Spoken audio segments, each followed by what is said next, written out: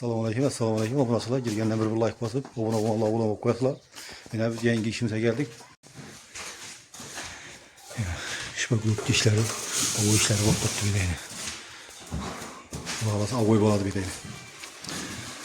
Kökeklarni yopishtirib turibmiz.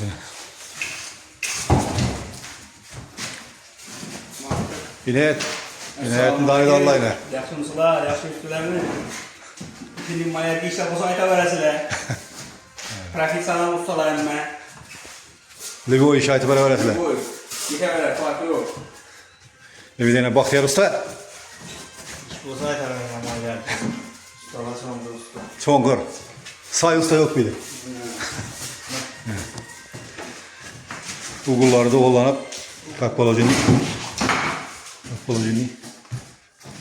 doğulandı yine. Uğullarda kullanıp pekek yapıştırıp tuttu yine. Pekek yapıştırış ayarları bak tuttu yine bir tek kanala yapıştırılmadı yine pekekler. Yerden yapıştırılmadı. Natijno işleri o zaman itaverəsilər. Nömrələrimiz qoyubamız. Natijno izlərimizdə gəlişib işləb verimiz. Uğullarda olan proyla tanıtılıb. Uğullar tuttu uğullar.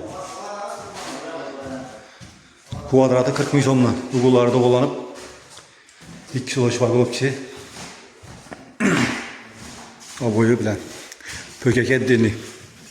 Zaten hiç vurulmadan olmasa 10 milyondan boladı. Vurulmasa 5 milyondan. Karışık olup duruyorlar.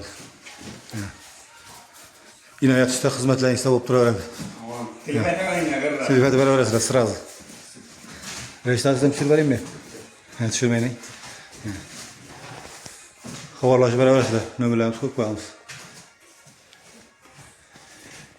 Videolarını çıkarıp koyalım. Şu aboy boğandan giren videoları çıkarıp verir. Etkenler giyin. Şu bilen bir videomuz daha. Sağ olun.